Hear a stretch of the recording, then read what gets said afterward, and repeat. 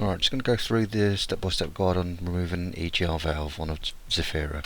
So we'll take the engine cover off, and there's our EGR valve there. It would probably be a little bit easier to get to if you take all this assembly here off, and that front top panel just unclips, and just take that off, and on the back there's the feed for the washer. Just pop that off, and you can put the cover to one side. Okay, so now you want to get everything out of the way. So you want to take that whole assembly off here. You've got these two bolts. There's two bolts here, and there's two on the other side. And these are 8mm bolts, or the Torx. I don't know what the Torx size is. And you can just take this. It's just a cable tidy. It just unpops. So we'll just unpop that, and you can just push that to one side, and then you want to undo those bolts. So with those bolts undone, if I've undone the 4 bolts, you want to unclip this cable here. Just clips onto the. So just unpop the clips, pull them to one side, and you can just lift this assembly off, this cover off, and put that to one side. So you can access your EGR units. There's your EGR valve, and there's two bolts at the top there for the exhaust valve, and you want to unclip that clip. So you can just move this hose just out of the way a little bit more. It doesn't help much, but just helps you get to those two bolts, which attaches it to the exhaust manifold. So those 2 bolts there, which are 13mm. So you want to do those, and then you want to do this two there and 2 at the bottom, 10mm bolts. But first you want to do those 2 exhaust bolts, and at the back here is the actual solenoid itself. It's an electrically operated solenoid, and there's a plug just at the back, and this activates the valve, and there's just a plug there which you can unclips quite easily, but we'll do that later. And then you can detach that assembly from the housing via these 2 bolts. There's two Torx bolts, T25 size. So firstly we get these 2 exhaust bolts off, and then we get those the 4 10mm bolts which attach it to the inlet manifold. So there's the 2 exhaust bolts coming out now. And before we go any further, it might be a good idea to just put some tissue or anything, rag or something, down the back there, just to catch the exhaust manifold gasket, because there's a gasket there. And the first time I did this is my 3rd attempt. First time I did this, the gasket fell out down the back of the motor, and it took me about 2 hours to fish it out. And as you can just about see, I don't know if you can see it, just get in there a little bit better. There's a little gasket, little metal gasket, and we can reuse that. So I do this once a year, so be careful of that gasket if it falls out and falls down the back. So now that's detached, we can undo those 4 bolts. So we'll just get the last one out now, and that assembly should just pop off. And like I say, when you take it off, just be careful of the gasket at the back. It just lifts away quite easily, and there is a gasket, another metal gasket, and it's actually stuck to there's the exhaust manifold gasket, and there is another gasket on the housing. It's stuck on the housing, and that just comes away from there. And now what we want to do is just get to that clip a bit better. We can undo that clip. So there's our EGR valve. You can see it's black, so we'll give that a clean up in a bit.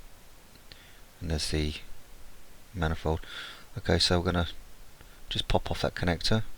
Just pops off, and then we can take that away, and we can give that a clean. Okay, so it's just undo this, remove this solenoid from the housing. So we've got 4 Torx bolts, T25 size. So we'll just undo those, and we can take the solenoid off.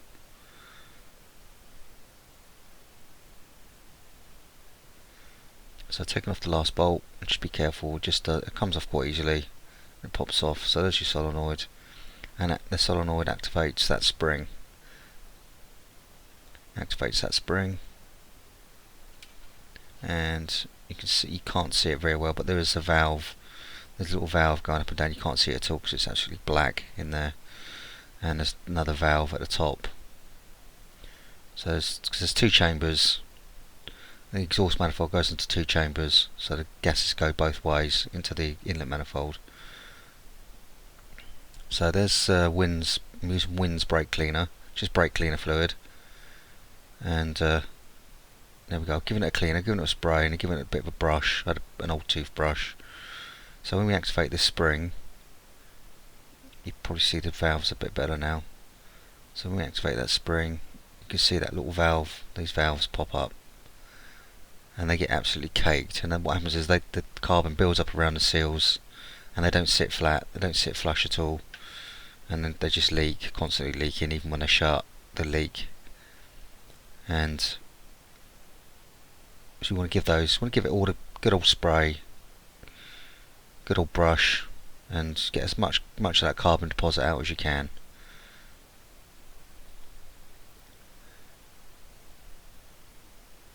And what I tend to do is I get some mole grips. I just grab the end of that spring. If you twist it, what you'll do is the valve will actually sit and spin on its seating, and that'll help clear off any carbon deposits. So just give it a twist and a spin, and that'll help reseat. What you're probably best off doing is buying some grinding paste or something, some valve grinding paste, just to give it a good old clean. But I'll just use the brake cleaner. Just give it a spray and a spin, and do that a few times for about 3 or 4 minutes. Just give it a clean. And what I'm doing now is I'm filling up the chambers with fluid. What was happening before was that fluid was just flushing straight out of that exhaust hole, because the valves weren't sitting flat. And now, as you can see, the fluid it's not leaking now. I want to push in the valve, it empties, and I'll just do the same. So the exhaust gases come in there, go in that hole. So I'll just pour some fluid into the exhaust manifold hole, and again,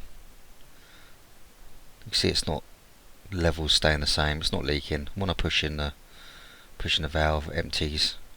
So I'm pretty confident that now that the valves are clean, and that's one of the most important things, is make sure those valves are clean. So get as much of that carbon out as you can.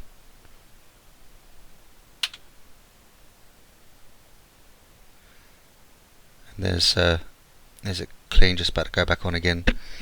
So you can see the valve. That's the valve for one side of the chamber. That's the inlet manifold you're looking at that goes into the air intake. So those valves should be nice and clean.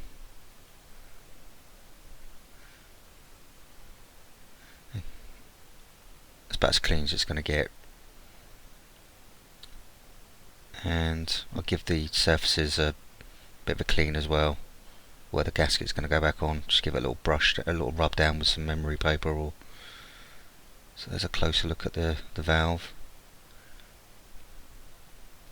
And on the exhaust side, the other side of the chamber. So it's about as clean as it's going to get. Now you can obviously buy these buy the units themselves. So there's the inlet manifold. You can see it's all completely coated with carbon. See those holes. So I gave that a bit of a clean. I just got a screwdriver and I just cleaned out what I could. You could try some cleaner fluid in there as well, but I didn't really want to go down that road, so I just scraped out as much as I could. Like I say, it's my 3rd time doing it, so it works okay. It works fine. Like I say, you can buy these units 40 quid on eBay, or £100 at a Vauxhall Centre. So that's me just putting the unit back on again. Do the exhaust first, making sure you don't drop that gasket, because that gasket drops down the back. That's it. And then attaching it to the manifold. So just note that the gasket does go a specific way around. So just make sure you're aware of that before you put it on. There's a flat edge. The other side of the gasket isn't flat, so that flat edge goes on one side of the unit. So just pop that in again, making sure you don't drop it. Just pop that in. Like I say, yeah, you can buy these valves. If you don't want to clean it, you can just buy a replacement, a clean, brand new replacement. Like I say, £40. I've seen them as cheap as £40 on eBay, but if you go to Vauxhall, they'll probably charge you about £100. So that's it all going back on again. Put those inlet manifold bolts in. Get them tight first before you tighten the exhaust manifold bolts. And I hope this video helped. So let's say this should clear problems with black smoke. And then just pop in some additive, just to give it a fighting chance. And it will say, just give it a start up. This should start up fine now. Once it's all back together, put it all back together, start up fine. Give it a little test drive, and about 5-10 minutes it should clear out. Initially there'll have black smoke kicking out the back initially, just as it clears out. But that should see how we go with that. And I hope it helps, guys, and thanks for watching.